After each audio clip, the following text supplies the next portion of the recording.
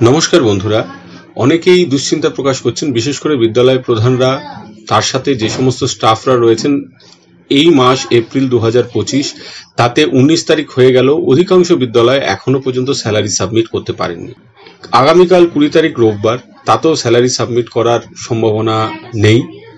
কারণ যে জটিলতা তৈরি হয়েছে, প্রায় 25,000 শিক্ষক শিক্ষাকর্মীর চাকরিকে ঘিরে, তার সাথে সুপ্রিম কোর্টের অর্ডার এবং এখনো পর্যন্ত শিক্ষা দপ্তর থেকে নির্দিষ্ট কোনো গাইডলাইন না আসার ফলে বিদ্যালয় প্রধানরা স্যালারি করতে পারছেন না।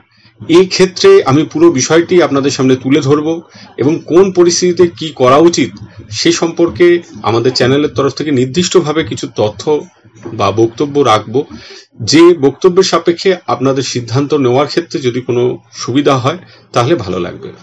সামগ্রিকভাবে যদি দেখি, 4টে ক্যাটাগরিতে রিক্রুটমেন্ট হয়েছিল। টোটাল নোটিফিকেশন অনুযায়ী যা ভ্যাকেন্সি ছিল তার থেকে বেশি রেকমেন্ডেশন হয়েছে। আমি যে তথ্যগুলো দিচ্ছি সব ডিভিশন বেঞ্চ বা সুপ্রিম কোর্টের রায়ে যে তথ্য আছে সেখান থেকেই দিচ্ছি। তো সেখানে টোটাল রেকমেন্ডেশনটা কোনো ক্ষেত্রে বেশি হয়েছে, কোনো ক্ষেত্রে কম হয়েছে, এটা হতেই পারে, এতে কোনো অসুবিধা নেই। বোর্ড অ্যাপয়েন্টমেন্টের ক্ষেত্রে দেখা যাচ্ছে যে অধিকাংশ ক্ষেত্রেই বেশি অ্যাপয়েন্টমেন্ট করা হয়েছে যা রেকমেন্ডেশন এসএসসি তার তুলনায়। এবার এই বোর্ডের টোটাল অ্যাপয়েন্টমেন্টটাকে ধরেই কিন্তু 25,735 জন যে টোটাল ক্যান্ডিডেট অ্যাপয়েন্টেড হয়েছিল সেটা বলা হচ্ছে। এর মধ্যে টেন্টেডের সংখ্যা আমি ABCD করে রেখেছি এই কারণ আমার একটি হিসেব যেটি বিভিন্ন কোর্ট অর্ডারের বিশ্লেষণ করে এসছে, তাতে 7,346 জনের কাছাকাছি হওয়ার কথা, কিন্তু ফাইনালি এসএসসি যে ডেটা দিয়েছে তাতে তারা যে সংখ্যাটা বলেছে সেটা 6,276। তো এই সংখ্যাটাই যদি ধরি, তাতে কোনো 9, 10, 11, 12 গ্রুপ সি গ্রুপ ডি কারো ক্ষেত্রেই নির্দিষ্ট কোনো সংখ্যা কিন্তু বোঝা যাচ্ছে না। কোনো তথ্য থেকে পরিষ্কার কোন 4টে যোগফল এই 6,276, তার জন্য আমাদের অপেক্ষা করতে হবে।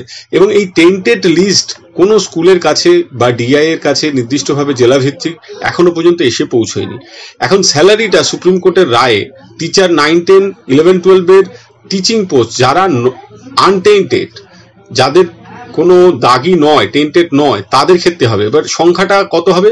12,946 মাইনাস এ। এবার এই সংখ্যাটা লিস্ট না পেলে বোঝা সম্ভব না। 11, 12 এর ক্ষেত্রে 5,756 মাইনাস বি কতজন সেটা না পেলে বোঝা সম্ভব না। গ্রুপ সি গ্রুপ ডি পুরো প্যানেলই কিন্তু বলা হয়েছে বাতিল এবং তারা স্কুলেও যেতে পারবে না, ফলে তাদের স্যালারির বিষয়টা কিন্তু আসছে না। কিন্তু তা সত্ত্বেও আমি সুপ্রিম কোর্টের রায়ের অংশ দেখিয়েই দেখাবো যে গ্রুপ সি গ্রুপ ডি ক্ষেত্রেও ফিজিক্যাল হ্যান্ডিক্যাপ্ট হলে কিন্তু তারা বেতন পাবেন।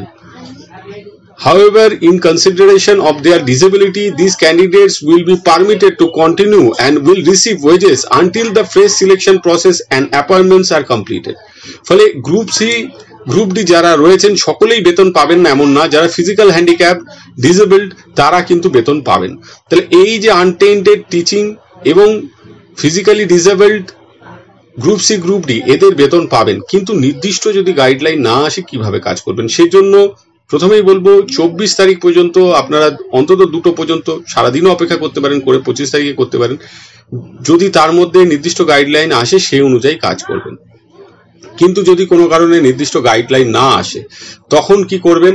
তখন আপনারা সমস্ত টিচিং স্টাফেরই কিন্তু ফুল পে করবেন, কারণ আপনারা সেগ্রিগেট করতে পারছেন না। বিদ্যালয় প্রধানদের পক্ষে সেগ্রিগেট করা সম্ভব না যে কে টেন্টেড কে আনটেন্টেড। এবং পিএইচ নন টিচিং স্টাফ, যেটা সুপ্রিম কোর্টের রায়ের অংশ দেখালাম আমি, তাদেরও ফুল বেতন করবেন। সুপ্রিম কোর্টের রায় অনুযায়ী 3 তারিখের পর আর নন টিচিং স্টাফদের যাওয়া, স্কুলে উপস্থিত হওয়া সম্ভব না। 3 তারিখে একদম আর্লি মর্নিং অর্ডারটা বেরিয়েছে। প্রথম 2 দিন নিয়ে কিন্তু কোনো সন্দেহ নেই, 3 তারিখ নিয়ে দেবেন কি দেবেন না সেটা আপনাদের নিজেদের সিদ্ধান্ত নিতে হবে। প্রথম 2 দিন নিয়ে কোনো সন্দেহ নেই, সেই 2 দিন কিন্তু সমস্ত নন টিচিং স্টাফের আপনারা বেতন করতে পারেন, এক্সেপ্ট পিএইচ লিখেছি কারণ তাদের পুরো মাসের বেতন দেওয়ারই সংস্থান সুপ্রিম রায় রয়েছে। এইবারে এই যেহেতু কোনো নির্দিষ্ট গাইডলাইন নেই, এই সিদ্ধান্তটা একটা সময় পর্যন্ত অপেক্ষা করার পর নিতেই হবে বিদ্যালয় প্রধানদের। ডিআইদের কাছেও নির্দিষ্ট কোনো গাইডলাইন নেই, কিন্তু প্রপার চ্যানেলে ডিআইদের কাছেই চিঠি লিখতে হবে, একটি ফরওয়ার্ডিং লেটার লিখতে হবে বিদ্যালয় প্রধানদের। তার সাথে এনক্লোজার দিতে হবে এপ্রিল 2025-এর আইএসএমএস যে স্যালারি বিল যেটা বেরোবে, প্রিন্ট যেটা বেরোবে সেইটা।